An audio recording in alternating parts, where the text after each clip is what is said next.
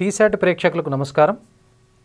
మనము ఈ తరగతిలో ద్విపద సిద్ధాంతం గురించి మరికొన్ని భావనలు మనం నేర్చుకుంటాం. అంటే కాన్సెప్ట్స్ మనము పరిశీలించడం జరుగుతుంది. అదేవిధంగా మనము వాటికి సంబంధించినటువంటి యొక్క సమస్యలు కూడా మనం సాధించడం జరుగుతుంది. ముఖ్యంగా మనం గమనించవలసినటువంటి విషయం ఏమిటంటే, ఇది ద్విపద సిద్ధాంతం అనేది వివిధ పోటీ పరీక్షల్లో చాలా ముఖ్యమైనటువంటి ఒక అధ్యాయం. కాబట్టి ఈ అధ్యాయాన్ని మనం దృష్టిలో ఉంచుకొని ఈ అధ్యాయానికి సంబంధించినటువంటి యొక్క భావనలు మరియు అదేవిధంగా దాంట్లో ఉన్నటువంటి యొక్క ముఖ్య సూత్రాలను అదేవిధంగా కొన్ని ముఖ్యమైనటువంటి యొక్క సమస్యలను మనము సాధించవలసినటువంటి అవసరం ఉంది.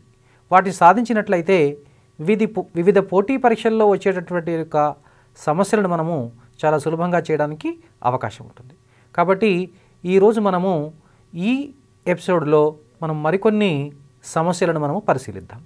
దానిలో మొట్టమొదటి సమస్య ఒక ద్విపద విస్తరణలో ఉండేటువంటి యొక్క పదాల సంఖ్య. సో మనము ఒక ప్రశ్నను మనం ఇప్పుడు గమనిద్దాం. 1 + 3√2x whole to the power of 9 plus 1 + 3√2x whole to the power of 9 విస్తరణలోని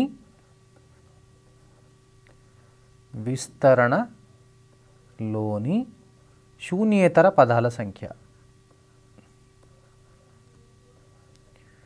శూన్యేతర పదాల సంఖ్య.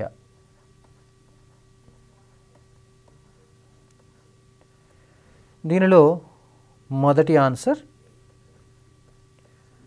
9, బి రెండవ ఆన్సర్ 0, సి 5,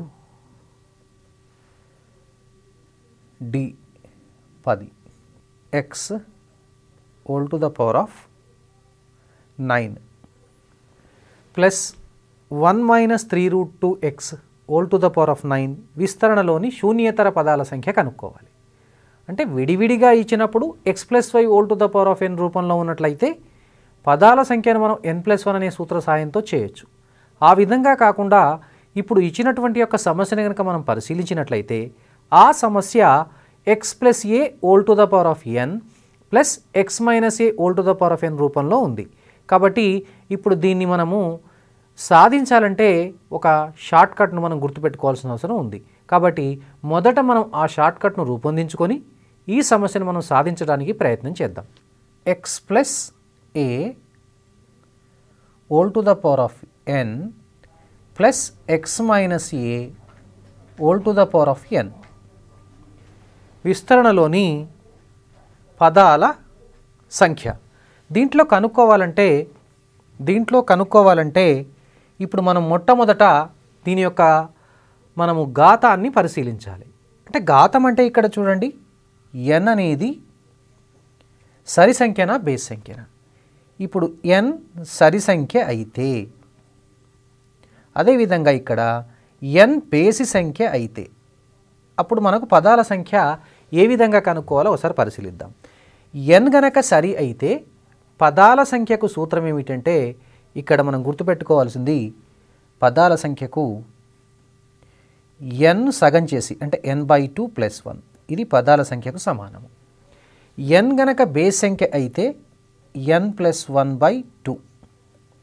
అంటే మీరు ఇది ఒకసారి ఈ విధంగా గుర్తుపెట్టుకోండి. n సరి సంఖ్య అయితే n/2 + 1 పదాలు ఉంటాయి.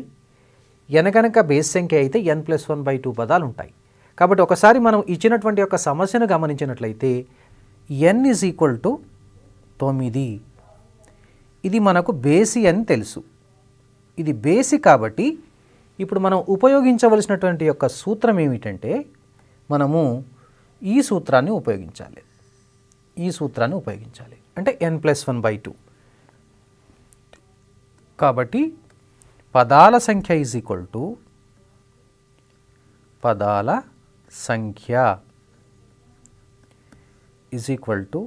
n + 1/2 అంటే 9 + 1 10/2.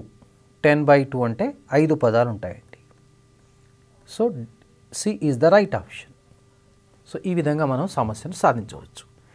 ఇప్పుడు మరొక సమస్యను మనం గమనిద్దాం. x - √2y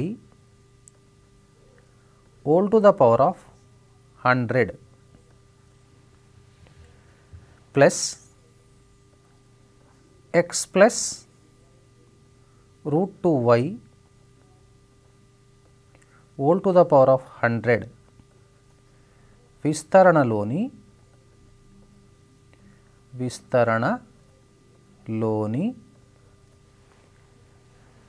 పదాల సంఖ్య.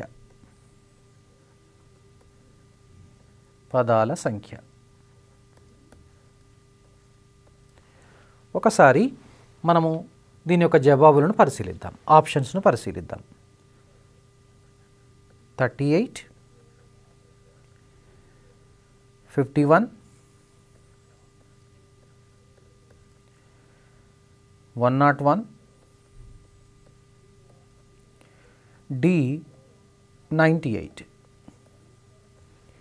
ఇప్పుడు మీరు ఒకసారి సమస్యను గమనించండి. ఈ సమస్యను మనం గమనించినట్లయితే దీని యొక్క ఘాతం ఎంత? 100. అంటే ఘాతం అనేది సరి సంఖ్య అని మనకు తెలుస్తుంది. కాబట్టి ఘాతము సరి సంఖ్య అయినప్పుడు ఒకసారి సూత్రాన్ని కూడా మీరు పరిశీలించండి. సూత్రాన్ని కనుక పరిశీలించినట్లయితే ఆ సూత్రంలో మనకు n/2 + 1 పదాలు ఉంటాయని తెలుస్తుంది. కాబట్టి మనం ఇప్పుడు మీరు ఈ n సరి అయినప్పుడు ఈ సూత్రాన్ని మనం తీసుకోవాలి, n/2 + 1. ఇప్పుడు సూత్రాన్ని తీసుకొని ఈ సమస్యను సాధించడానికి మనం ప్రయత్నం చేద్దాం. n = 100. ఇది మనకు సరి అని తెలుసు, అంటే సరి సంఖ్య. n సరి సంఖ్య అయింది కాబట్టి పదాల సంఖ్య n/2 + 1 అంటే 100/2 50 + 1 51 పదాలు ఉంటాయి. ఇప్పుడు మనకు తెలుసు దీని యొక్క జవాబు 51. So B is the right option. ఇప్పుడు మరొక సమస్యను మనము ఇప్పుడు పరిశీలిద్దాం. √3 + 1 whole to the power of 75 minus √3 - 1 whole to the power of 75 విస్తరణలోని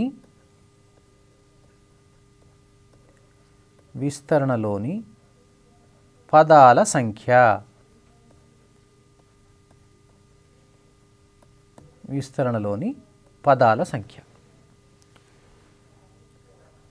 A 38, B 34, C 37, D 75. ఇప్పుడు మీరు ఒకసారి ఈ సమస్య యొక్క రూపాన్ని గమనిద్దాం. ఈ సమస్య ఏ రూపంలో ఉన్నది? x + y whole to the power of n minus x minus y whole to the power of n రూపంలో ఉన్నది. కాబట్టి ఇప్పుడు మనము ఒక సూత్రాన్ని మనం రూపొందించుకోవాల్సిన అవసరం ఉంది. అది మనకు ఇక్కడ సులభ పద్ధతి లేదా షార్ట్కట్ మెథడ్గా పనికి వస్తుంది. ఒకసారి ఆ షార్ట్కట్ మెథడ్ని మనం పరిశీలిద్దాం. x + a whole to the power of n minus x minus a whole to the power of n. ఈ విస్తరణలోని పదాల సంఖ్య అడిగినప్పుడు మనము దీన్ని మళ్ళీ 2 రకాలుగా విడగొట్టుకుందాం. n సరి, n బేసి సంఖ్య అయిందనుకోండి. ఇప్పుడు n సరి సంఖ్య అయినప్పుడు దీనిలో n/2 పదాలు ఉంటాయి. n/2 + 1 కాదండి. n బేసి అయినప్పుడు n + 1/2 పదాలు ఉంటాయి. ఇప్పుడు మనము ఒకసారి ఇచ్చినటువంటి యొక్క సమస్యను మనం గమనించినట్లయితే ఈ సమస్యలో దీని యొక్క ఘాతము 75 ఉంది. కాబట్టి ఈ 75 అనేది బేస్ సంఖ్య కాబట్టి మనం ఈ సూత్రాన్ని మనం పరిగణలోకి తీసుకోవాలి. అంటే ఇచ్చినటువంటి యొక్క దత్త విస్తరణలో, అంటే ఇచ్చినటువంటి యొక్క ఎక్స్పాన్షన్లో number of terms find out చేయాలంటే యూజ్ చేసే ఫార్ములా ఏంటంటే ఉపయోగించవలసినటువంటి సూత్రము n+1/2 అని తెలుస్తుంది. అంటే n అనేది 75 కాబట్టి 75 + 1 76/2 దాన్ని సింప్లిఫై చేస్తే మనకు కావలసిన జవాబు వస్తుంది. ఒకసారి మనము సమస్యను సాధిద్దాం. మనం ఇచ్చట గమనించినటువంటి ఒక అంశం ఏమిటంటే n = 75 అని. ఈ 75 బేసి సంఖ్య అని తెలుసు మనకు. పదాల సంఖ్య =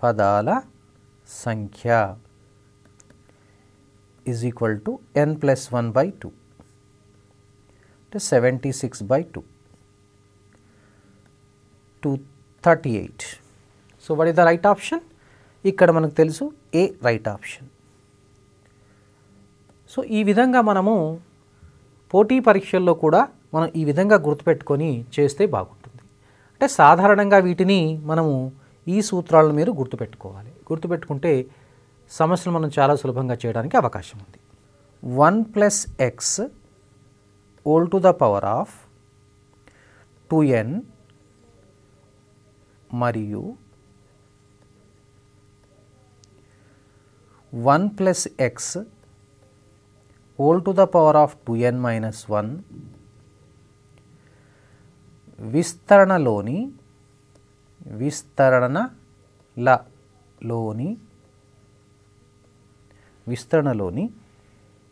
x⁴n గుణకముల మధ్య నిష్పత్తి.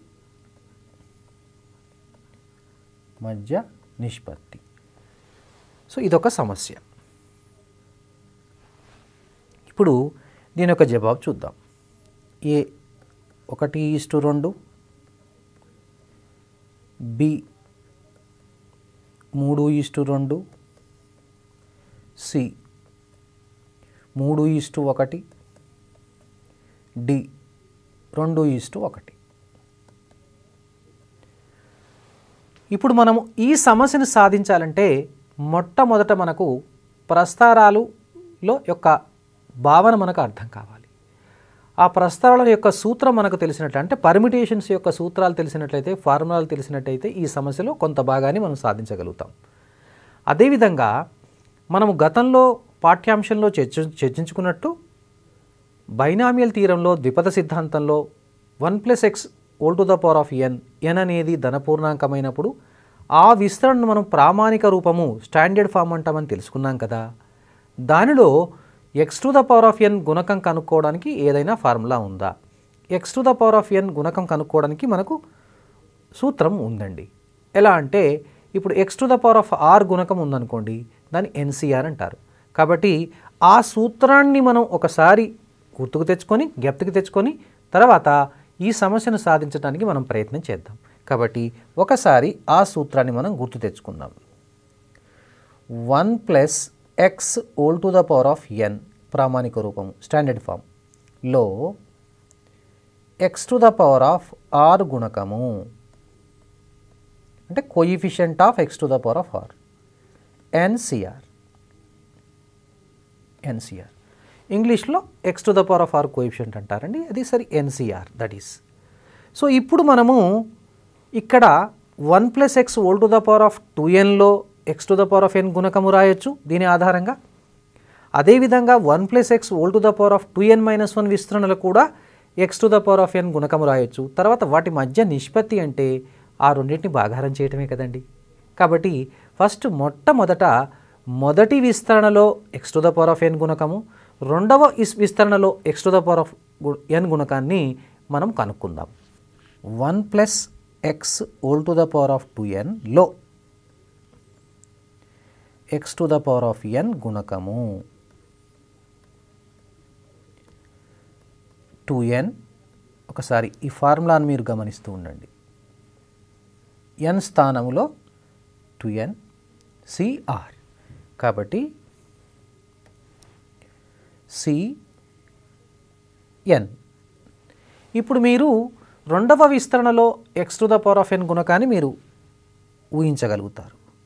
1 plus x whole to the power of 2n minus 1లో x to the power of n గుణకం అంటే 2n మైనస్ 1 cn అవుతుంది.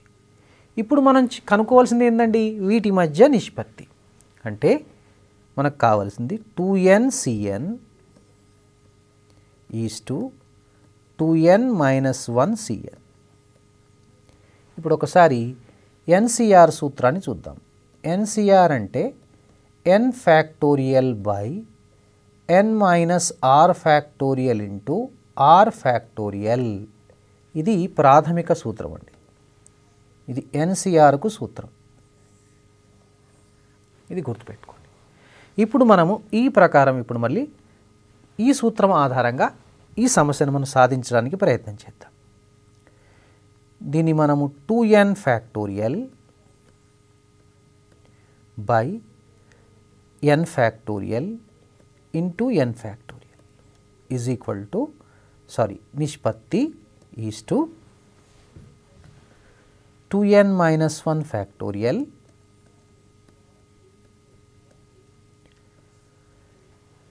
టూ ఎన్ మైనస్ 1లో నుంచి n తీసేస్తే మనకు వచ్చేది అక్కడ చూడండి n minus 1 factorial into n factorial అండి. ఇక్కడ ఒక విషయం గమనించాలి, మనము ఈ n ఫ్యాక్టోరియల్ను క్యాన్సిల్ చేయవచ్చు. ఫ్యాక్టోరియల్కి ఒక ధర్మం ఉందండి. దట్ ఈస్ యాక్చువల్లీ మరొకసారి మనం n ఫ్యాక్టోరియల్ యొక్క కాన్సెప్ట్ చూద్దాం. n ఫ్యాక్టోరియల్ అంటే n into n minus 1 factorial. So దీన్ని మీరు దృష్టిలో పెట్టుకోండి. ఒక సమస్య సాధించాలంటే ఇన్ని భావనలు మనకు తెలిసి ఉండాలండి. సో ఈ విధంగా మనం ఇక్కడ పరోక్షంగా ప్రస్తారాల సంయోగాల యొక్క అధ్యాయాన్ని కూడా మనం చేస్తున్నట్టే. కాబట్టి ఒక అధ్యాయాన్ని కనుక మనం కూలంకషంగా నేర్చుకున్నట్లయితే మరొక అధ్యాయం నుండి సమస్యలు ఈ విధంగా సులభంగా సాధించడానికి అవకాశం ఉంటుందండి. సో ఇప్పుడు మనము ఈ n ఫ్యాక్టోరియల్ మనం n ఇంటూ n మైనస్ 1 ఫ్యాక్టోరియల్గా రాయొచ్చు కదండి. సో ఇప్పుడు రాద్దాం మనం 2n ఫ్యాక్టోరియల్ను 2n into 2n minus 1 factorial by n into n minus 1 factorial ratio నిష్పత్తి 2n minus 1 factorial by n minus 1 factorial. ఒకసారి జాగ్రత్తగా గమనించండి. ఇప్పుడు మనము ఈ 2n minus 1 factorial 2n minus factorial ఇక్కడ 1 మిగులుతుంది, ఇక్కడ 1 మిగులుతుంది. n minus 1 factorial n minus 1 factorial అంటే ఇక్కడ జాగ్రత్తగా గమనిస్తే n క్యాన్సిల్ కాబట్టి దీని సూక్ష్మీకరణ 2:1 అవుతుంది. మరొకసారి మీరు జాగ్రత్తగా గమనించండి. మళ్ళీ తర్వాత ప్రసారమయ్యే యూట్యూబ్లో కూడా మీరు వీక్షించి మీ యొక్క అనుమానాలను నివృత్తి చేసుకోవచ్చు. ఇంకా మీకేమైనటువంటి యొక్క అనుమానాలు ఉన్నట్లయితే కామెంట్స్లో మీకు రాసినట్లయితే తదుపరి క్లాసులో చర్చించడం జరుగుతుంది. మరొక సమస్యను మనం పరిశీలిద్దాం. a/2 plus b/3 whole to the power of 8 విస్తరణలో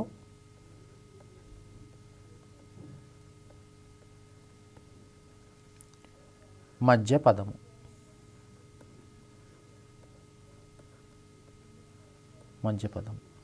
దీన్నే మిడిల్ టర్మ్ అంటారండి. Middle term are terms.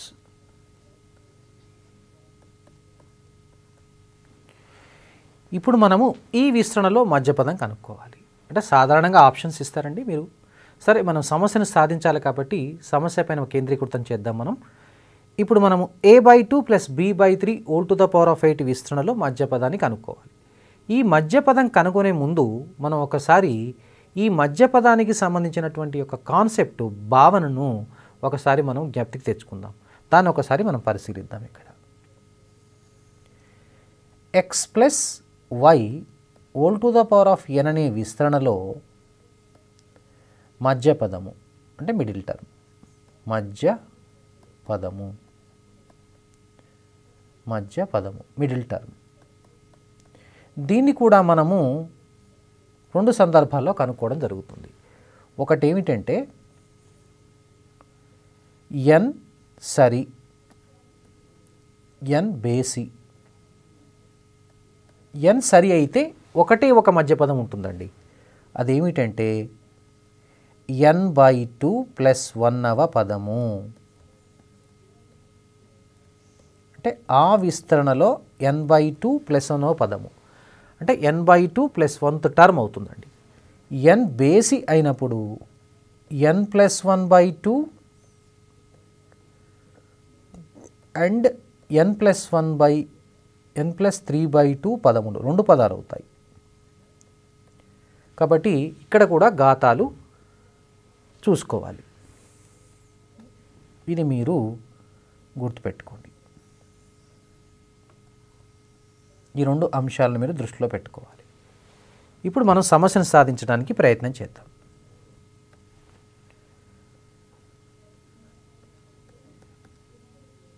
ఇక్కడ x అంటే a/2, ఇది మనము గత పాఠ్యాంశాల్లో కూడా చర్చించడం జరిగింది. y అంటే b/3, n అంటే 8. ఈ 8 అనేది సరి సంఖ్య.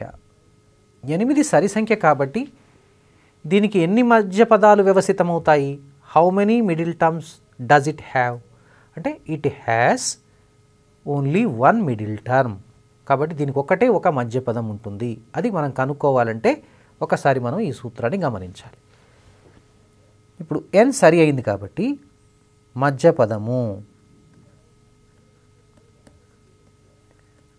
పదము దీన్ని middle term. Middle term is equal to n/2 + 1 అంటే ఫిఫ్త్ టర్మ్ అంటే 5వ పదము. ఇప్పుడు మనం T5 కనుక్కుంటే సరిపోతుందండి. దీంట్లో అంటే T5 ఈజ్ ఈక్వల్ టు, తెలుసు మనం దీన్ని ఎలా రాస్తామో, T4 + 1 ఇక్కడ 8C4 తర్వాత a/2 whole to the power of 4 into b/3 whole to the power of 4. ఇప్పుడు మనం దీన్ని సూక్ష్మీకరించవచ్చు, లేకపోతే జవాబు కూడా ఈ విధంగానే ఉండవచ్చు. 8C4 యొక్క విలువ కనుక్కోవాలి.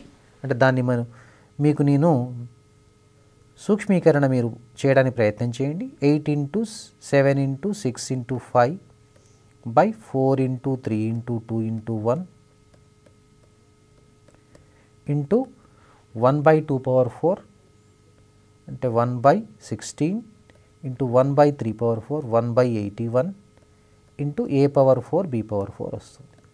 సో దీన్ని మీరు సూక్ష్మీకరించండి, మీకు జవాబు వస్తుంది. లేకపోతే కొన్నిసార్లు మనకు ఆన్సర్ ఇంతవరకే ఉండొచ్చండి. సో అప్పుడైతే ప్రాబ్లం లేదండి. కానీ ఆ జవాబు కనుక మొత్తం సూక్ష్మీకరించి ఉన్నట్లయితే మీరు సూక్ష్మీకరించవలసిన అవసరం ఉంటుందండి.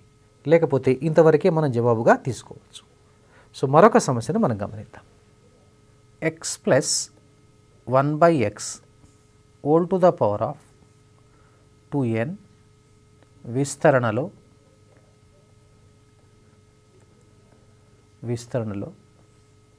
మధ్య పదము.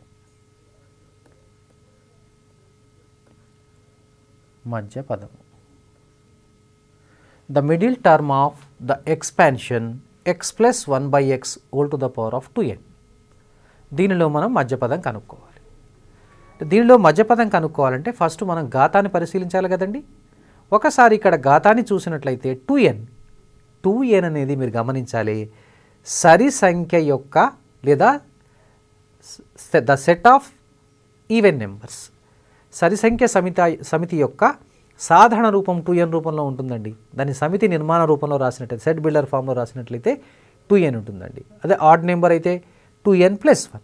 సో కాబట్టి ఇక్కడ 2n అనేది ఇక్కడ ఏమవుతుందంటే 2 చేత భాగించబడుతుంది కాబట్టి అది సరి. సో ఇప్పుడు మనం దీన్ని ఈ సమస్యను సాధించడానికి ప్రయత్నం చేద్దాం. n బదులు 2n ఉంది అంటే సరి. x బదులు xే, y బదులు 1/x సరి. కాబట్టి ఇప్పుడు మనం మధ్య పదాన్ని నిర్ధారించాలి. అంటే we have to decide which is the middle term. That is very very important. కాబట్టి మధ్య పదం కనుక్కోవాలంటే సరి సంఖ్య అయింది కాబట్టి ఆ ఘాతాన్ని సగం చేసి అంటే ఆఫ్ చేసి 1 యాడ్ చేయాలి. అంటే ఇప్పుడు మనకు మధ్య పదము మిడిల్ టర్మ్ ఏమవుతుందండి? 2n/2 + 1 అంటే n+1th టర్మ్ అంటే n+1వ పదము. దాని ఇంగ్లీష్లో n+1th టర్మ్ అంటారు. అంటే ఇప్పుడు మనం tn+1 కనుక్కోవాలండి దీంట్లో. అంటే tn+1 = మరొకసారి ఇక్కడ మీకు సూత్రాన్ని మీకు పరిచయం చేస్తానండి. ఒక ద్విపద సిద్ధాంతంలో మనకు సాధారణ పదము అంటే జనరల్ టర్మ్ tr+1 సూత్రం మనకు తెలుసు కదండి. NCR x⁴n - r y⁴r. ఈ సూత్రాన్ని మనము జ్ఞప్తికి తెచ్చుకొని ఈ సూత్రంలో మనం ప్రతిక్షేపించినట్లయితే కావలసినటువంటి యొక్క మధ్యపదం వస్తుంది మనకు. ఒకసారి మధ్యపదం ఎలా కనుక్కోవాలో చూద్దాం. ఇక్కడ n అనేది 2nగా తీసుకోవాలి. c ఇక్కడ n, తర్వాత x⁴n ఇంటూ 1/x⁴n. ఇప్పుడు దీన్ని 2n cn x⁴n క్యాన్సిల్ అయిపోతుంది. అంటే ఒక స్థిరపదం వచ్చేస్తుందండి దీంట్లో. ఇప్పుడు మనం ఒక షార్ట్కట్ ఫార్ములా లాగా యూజ్ చేయొచ్చండి. ఎలా అంటే మనకు పోటీ పరీక్షల్లో తక్కువ సమయం ఉంటుంది కాబట్టి దీనికి సంబంధించినటువంటి కొన్ని సమస్యలు మీకు ఇక్కడ రాసి వాటికి డైరెక్ట్గా షార్ట్కట్ కూడా చెప్పడం జరుగుతుందండి. వాటిని మనం ఈజీగా ఇప్పుడు దీంట్లో ఉన్నటువంటి యొక్క మనం ప్యాటర్న్ను గమనించినట్లయితే just look for the pattern of the problem. అంటే ఈ సమస్యలో దాగి ఉన్నటువంటి యొక్క అమరికను కనుక మనం గమనించినట్లయితే ఈ అమరికన్ ఆధారంగా ఇలాంటి సమస్యలకు సంబంధించిన మధ్య పదాలు ఎన్ని ఇచ్చినా కానీ మనం చాలా సులభంగా చేయొచ్చండి. సో ఇప్పుడు మనము ఈ మధ్య పదం ఈ రూపంలో ఉండడానికి కనుక్కోవడానికి మనం ప్రయత్నం చేద్దాం. x + 1/x ⁴ 10లో మధ్య పదము చెప్పగలరా? చూడండి ఇక్కడ 2n cn, 2nలో సగం ఇక్కడ n రాశాం అంటే 2n cn. సో దీని ఆధారంగా ఇక్కడ 10c, 10లో సగం 10c5. రైట్. మరొక ప్రశ్న x + 1/x ⁴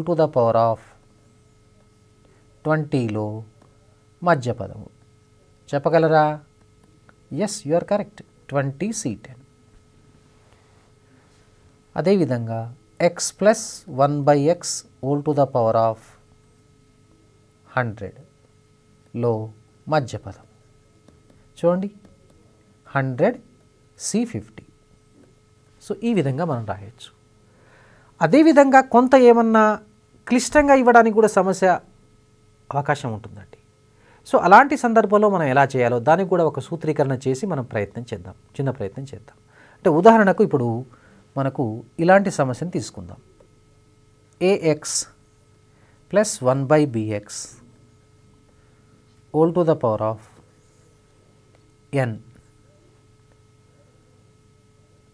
n సరి లో మధ్య పదం అంటే middle term. So English medium విద్యార్థులు కూడా మీరు ఇబ్బంది పడవలసిన అవసరం లేదండి. ఇక్కడ మీకు మనం మధ్య పదాన్ని మనం మిడిల్ టర్మ్ అంటాము.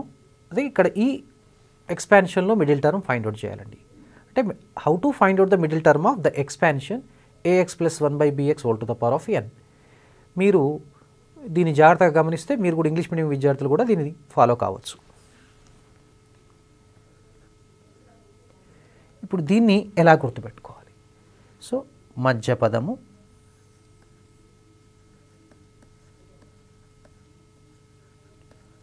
ఆర్ మిడిల్ టర్మ్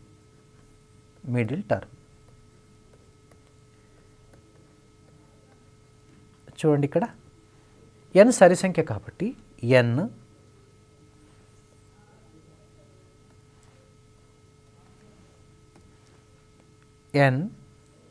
c nలో సగం అండి nc n/2. కానీ ఇక్కడ ఒకసారి జాగ్రత్తగా గమనించండి.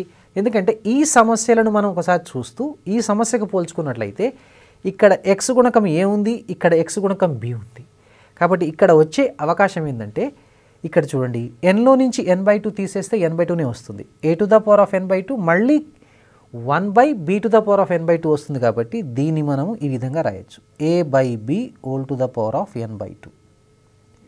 ఈ విధంగా మనం సూత్రీకరణ మనమే సొంతంగా చేసుకోవచ్చండి. ఎప్పుడైతే మనం సొంతంగా సూత్రీకరణ చేసుకుంటామో లేదా జనరలైజేషన్ చేస్తామో, ప్యాటర్న్ ఆధారంగా చేస్తామో, సమస్యలో ఉన్నటువంటి ఒక లాజికల్ రీజనింగ్ మనకు తెలిసింది కాబట్టి, తార్కికత తెలిసింది కాబట్టి ఇక సమస్య ఏముందండి? ఈ సమస్యలన్నిటి కూడా మనం జస్ట్ 30 సెకండ్స్ 20 సెకండ్స్లో ప్రాబ్లమ్ సాల్వ్ చేసుకోవచ్చు. ఇప్పుడు మనం ఒక సమస్యను చూద్దాం. ఇప్పుడు 2x plus 1/3x whole to the power of 4లో మధ్య పదం.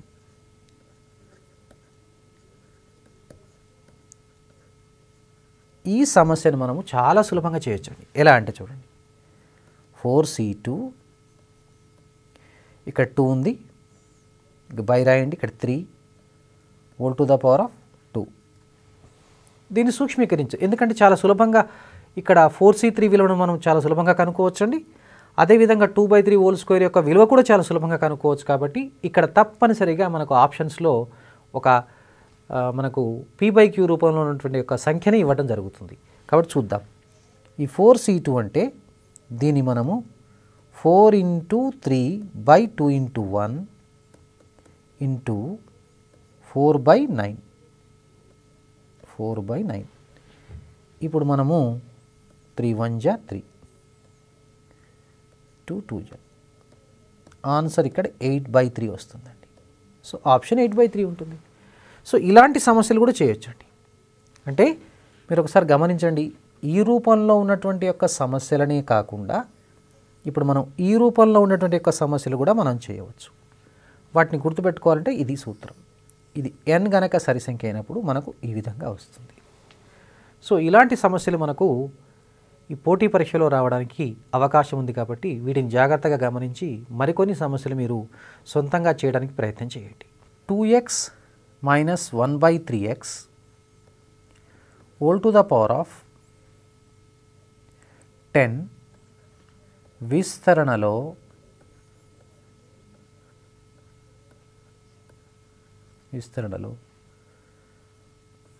గరిష్ట గుణకము.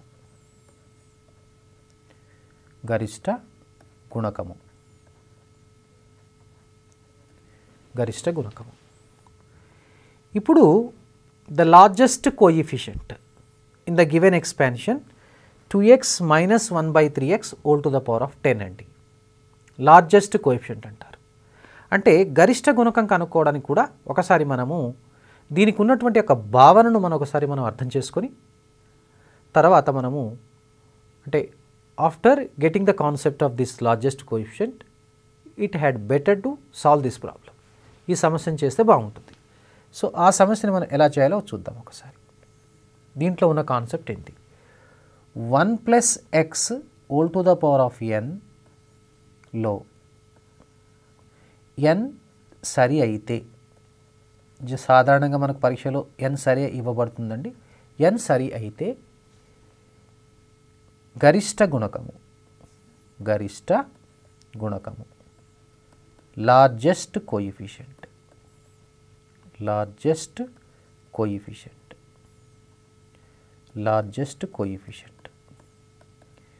ఏమిటంటే nc n/2 అండి.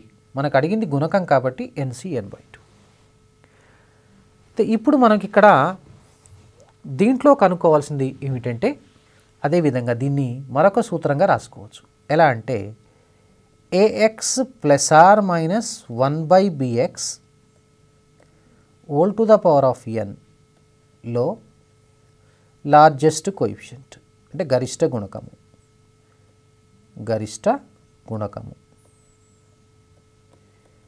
ఇది nc n/2 into a/b whole to the power of n/2.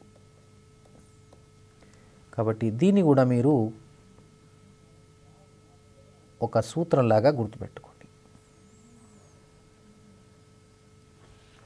ఇప్పుడు దీని ప్రకారం ఇప్పుడు మనము ఈ సమస్యను జస్ట్ మనము 1 నిమిషం కానీ 30 సెకండ్స్లో కానీ చేయడానికి అవకాశం ఉందండి. ఒకసారి ప్రయత్నం చేద్దాం. సో గరిష్ట గుణకము, largest coefficient is equal to 10 C 5 2/3 or -2/3, so whole to the power of 5. So this is the largest coefficient. ఈ విధంగా కనుక్కోవచ్చండి. ఇక్కడ కూడా మీరు గమనించవలసిన విషయం ఏంటంటే ఇక్కడ ప్లస్ ఆర్ మైనస్, ప్లస్ ఉంటే ప్లస్ ఉంటుందండి, మైనస్ ఉంటే మైనస్ ఉంటుంది. So plus or minus a/b whole to the power of n/2. ఈ విలువ కనుక సరి అయితే మొత్తం మనకు విలువ ధనాత్మకంగా ఉంటుంది. ఇది బేసి అయితే రుణ సంఖ్య వచ్చే అవకాశం ఉంది. మీరు దీన్ని గమనించాలి. న్యూమరికల్లీ గ్రేటెస్ట్ టర్మ్, ఒక ద్విపద విస్తరణలో న్యూమరికల్లీ గ్రేటెస్ట్ టర్మ్, సంఖ్యాత్మక గరిష్ట పదాలను ఏ విధంగా కనుక్కోవాలో మనం పరిశీలిద్దాం. ఇది కూడా చాలా ముఖ్యమైనటువంటి ప్రశ్న అండి. ఇది పరీక్షలో రావడానికి చాలా అవకాశం ఉందండి. కాబట్టి ఇప్పుడు నేర్చుకోవాల్సింది ఏంటంటే NGT, numerically greatest terms, NGTs, numerically greatest terms. First ఒకసారి మనము దాని యొక్క కాన్సెప్ట్ను గమనిద్దాం. x+y whole to the power of n విస్తరణ ఉందనుకోండి, లేదా మరొక విస్తరణ కూడా తీసుకోవచ్చు. ఈ విధంగా x+a whole to the power of n విస్తరణ ఉందనుకోండి. మొదట దీన్ని ప్రామాణిక రూపంలోకి మార్చుకోవాలి. దీన్ని ప్రామాణిక రూపంలో మార్చుకోవాలంటే ఎలా మార్చుకోవాలండి అంటే, ఇప్పుడు మనం గమనించినట్లయితే x+a whole to the power of nలో రెండు పదాలు ఉన్నాయండి. x a ఉంది కదా, a కామన్ తీద్దాం. అంటే ఇప్పుడు మనం దీన్ని a కామన్ తీసినట్లయితే 1+x/a whole to the power of n అవుతుంది. ఇప్పుడు దీన్ని a to the power of n into 1+x/a whole to the power of n రూపంలో రాయవచ్చు. అంటే మీరు ఒకసారి గమనించినట్లయితే ఇచ్చినటువంటి యొక్క విస్తరణను మనము అంటే గివెన్ ఎక్స్పాన్షన్ను మనం ప్రామాణిక రూపంలోకి మార్చాం. ప్రామాణిక రూపం అంటే ఏంటి? స్టాండర్డ్ ఫామ్లోకి మార్చినాం. కాబట్టి ఇక్కడ ఇది 1+x whole to the power of n రూపంలోకి వచ్చింది. ఈ 1+x whole to the power of n రూపంలోకి కనుక మనము మార్చినాం కాబట్టి దానికి పోల్చినట్లయితే ఇక్కడ x బదులు x/a అవుతుంది. ఇప్పుడు మనం మొదట ఏం చేయాలంటే ఒక పరీక్ష చేయాలి. దీన్ని ఒక టెస్ట్ అంటారు, పరీక్ష. ఏం టెస్ట్ చేయాలంటే n+1 into mod x by mod x+1 విలువ కనుక్కోవాలి. First we have to find out the value of n+1 into mod x upon mod x+1. ఈ విలువను కనుక్కున్న తర్వాత ఈ విలువ నుంచి మనం గమనించాలి. ఏం గమనించాలి? దీని విలువ గనక మనకు p+f అయింది అనుకుందాం. p+f అంటే ఇచ్చట p అనేది పూర్ణాంకము, p అనేది పూర్ణాంకం అనుకుందాం.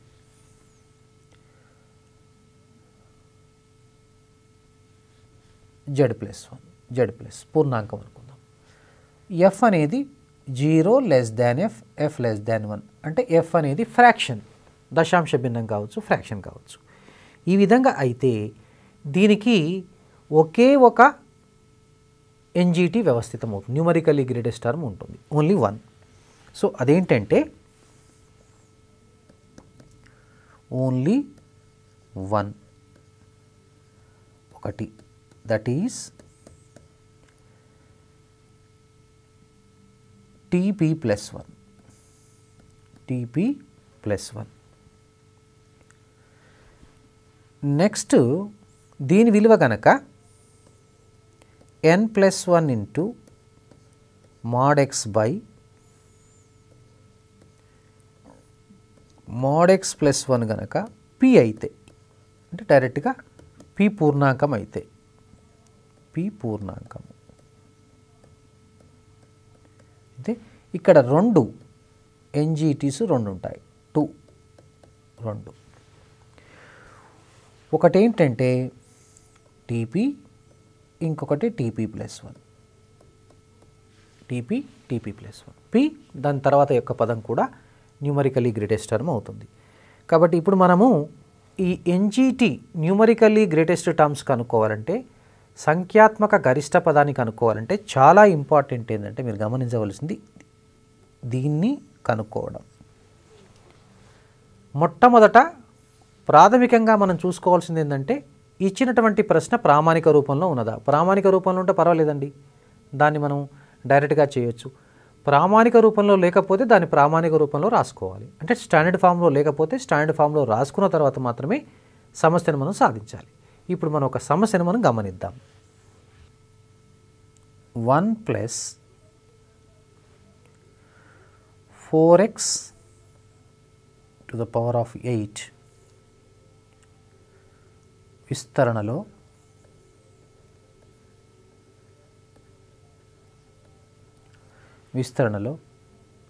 x =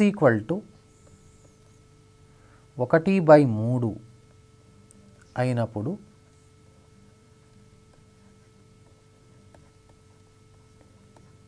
అయినప్పుడు సంఖ్యాత్మక గరిష్ట పదము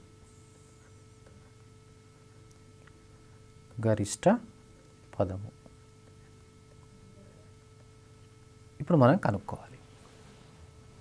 మరొకసారి గమనిద్దాం. n+1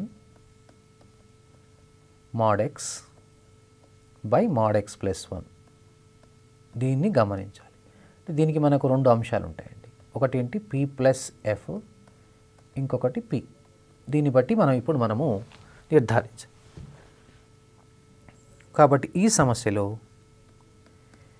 ఇక్కడ చూడండి, ఇది ప్రామాణిక రూపంలో ఉంది సమస్య కాబట్టి డైరెక్ట్గా చేయవచ్చు. n అంటే 8, ఇక్కడ x అంటే 4x, తర్వాత x = 1/3. ఫస్ట్ మనం ఇక్కడ mod xను గణించాలి. mod x అంటే ఇక్కడ అర్థం ఏమిటి? mod of 4x అంటే mod of 4 × 1/3 అంటే 4/3 అవుతుంది. అంటే 4/3. ఇది మనం వాస్తవ సంఖ్యల్లో మనం modulus of A real number మనం నేర్చుకోవడం జరిగింది. ఇప్పుడు మనము పరీక్ష చేద్దాం.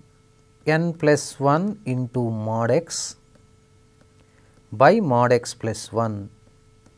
ఈ ప్రశ్నను జాగ్రత్తగా చేయాలండి, తప్పనిసరిగా చేయవలసిన అవసరం ఉంది. దీనికి షార్ట్ కట్ అనేది లేదు, ఇదే షార్ట్ కట్. ఇప్పుడు మనం ఇక్కడ 9 × 4/3 by 4/3 + 1. సూక్ష్మీకరణ చాలా జాగ్రత్తగా చేయాలి. ఇక్కడ 12 వస్తుంది, అంటే 12/1గా రాయండి మన కన్వీనియన్స్ కొరకు, by 7/3. దీన్ని మనం ఏ విధంగా సూక్ష్మీకరించవచ్చు? 12 సో ఇప్పుడు మనము 3/7 అంటే 36/7 వస్తుంది. అంటే చూడండి, ఈ 36ను మనము 7తో డివైడ్ చేస్తే 7 × 5 = 35. సో 1. అంటే దీన్ని ఏ రూపంలో రాయొచ్చు అండి? ఇక్కడ మనము దీన్ని 5 + 1/7గా రాయొచ్చు. అంటే ఇది ఏ రూపంలో ఉంది? p+f రూపంలో ఉంది. సో p+f రూపంలో, ఈ రూపంలో ఉన్నది కాబట్టి ఇక్కడ p అంటే మనకు తెలుసు, 5 అని తెలుసు. కాబట్టి ఏ పదము ఇక్కడ సంఖ్యాత్మక గరిష్ట పదం అవుతుంది? ఎస్, మీరు చెప్పింది కరెక్ట్ అండి, TP+1. సో ఇక్కడ NGT అనేది TP+1 అంటే TP+1 అంటే చూడండి T6th. అంటే ఇప్పుడు ఈ విస్తరణలో మనము T6 కనుక్కుంటే సంఖ్యాత్మక గరిష్ట పదం వస్తుందండి. ఇప్పుడు మనము T6 కనుక్కునేటప్పుడు చూడండి ఎలా కనుక్కోవాలి. ఇప్పుడు T6ను మనం ఈ విధంగా గణించవచ్చు. T6 = T5 + 1 అంటే 8C5 ఇంటూ ఇక్కడ 4x యొక్క విలువ మనకు చూడండి గమనించినట్లయితే ఈ 4x యొక్క విలువ 4/3 అని గమనించవచ్చు దీంట్లో. కాబట్టి 4/3 ఎందుకంటే x = 1/3 వద్ద కాబట్టి మనం ఇక్కడ ప్రత్యక్షంగా 4/3 రాసుకొని whole⁴ ఇక్కడ 8గా రాసుకోవచ్చు. సో ఇది 8C/4/3 whole⁴ అనేది సంఖ్యాత్మకంగా మనకు గరిష్ట పదం అవుతుంది, న్యూమరికల్లీ గ్రేటెస్ట్ టర్మ్ అవుతుంది. అయితే ఇక్కడ ఒక విషయాన్ని మీరు దృష్టిలో పెట్టుకోవాలి. అంటే మనకు జవాబు 8C/4/3 whole⁴ ఉండకపోవచ్చండి. దాని యొక్క జవాబు ఎలా ఉండొచ్చు? కాబట్టి ఒకసారి మనము 8C/5ను ఏదైనా రూపంలో రాయవచ్చా ఒకసారి చూద్దాం. 8C/5ను మనం ఎలా రాయొచ్చు అంటే 8లో నుంచి 5 తీసేస్తే 3 అవుతుంది. 8C3 కూడా సమానంగా ఉంటుంది. కాబట్టి మన జవాబు ఇక్కడ 8C3/4/3 whole⁴8. అంటే మీరేం గమనించాలి? జవాబు అనేది 8C5/4/3 whole⁴8 ఉండవచ్చు, లేకపోతే 8C3/4/3 whole⁴8 ఉండవచ్చు. ఈ రెండు జవాబులు కూడా సరి అయినవే. సో ఇది మీరు దృష్టిలో ఉంచుకోవాలి ఈ సమస్యను సాధించేటప్పుడు. కాబట్టి మీరు పోటీ పరీక్షలో రాసేటప్పుడు చాలా జాగ్రత్తగా గమనించవలసినటువంటి విషయం ఏమిటంటే ఏ అధ్యాయం అయితే ఉంటుందో ఆ అధ్యాయానికి సంబంధించినటువంటి యొక్క భావనలు, కీలక భావనలు చాలా ముఖ్యమైనవండి. అదేవిధంగా సూత్రాలు కూడా చాలా ముఖ్యమైనవేనండి. ఈ సూత్రాలు భావనలతో పాటు మనం ఏంటంటే పోటీ పరీక్షల్లో కొన్ని టెక్నిక్స్ నేర్చుకోవాలి. సో ఆ టెక్నిక్స్ అనేది మనము కొన్ని సొంతంగా కూడా మనం డెవలప్ చేసుకోవచ్చండి. ఈ విధంగా మనం ఏంటంటే ఒక సమస్య తీసుకున్నప్పుడు ఆ సమస్యలో దాగి ఉన్నటువంటి యొక్క తార్కికత ఏంది. కాబట్టి మీ అందరికీ నేను ఇచ్చేటువంటి యొక్క సూచన సలహా ఏమిటంటే ప్రతి ప్రశ్నను మీరు సాధించేటప్పుడు దానిని ఒక పరీక్ష దృష్టిలో ఆలోచించకుండా కేవలం పోటీ పరీక్షకే కాకుండా, పోటీ పరీక్ష కూడా ముఖ్యమైనది కానీ ఆ విధంగా కాకుండా ఆ సమస్యలో దాగినటువంటి యొక్క తార్కికత ఏది, లాజికల్ రీజనింగ్ ఏముంది, లేకపోతే దాని ఏదైనటువంటి సూత్రం పైన ఆధారపడి ఉందా, లేకపోతే దానిలో ఏమైనా ప్యాటర్న్ ఉందా, లేకపోతే పద్ధతి ఉందా. సో ఆ విధమైనటువంటి ఒక పద్ధతిని మనం కనుక అవగాహన పరుచుకున్నట్లయితే ముఖ్యంగా మనం పోటీ పరీక్షల్లో చాలా సులభంగా చేసి మన సమయం వృధా కాకుండా తక్కువ సమయంలో ఎక్కువ సమస్యలు సాధించడానికి అవకాశం ఉంటుంది. కాబట్టి ఈ విధంగా మనము చేసినట్లయితే మనం పోటీ పరీక్షలో ఉత్తమ ర్యాంకు పొందడానికి అవకాశం ఉంది.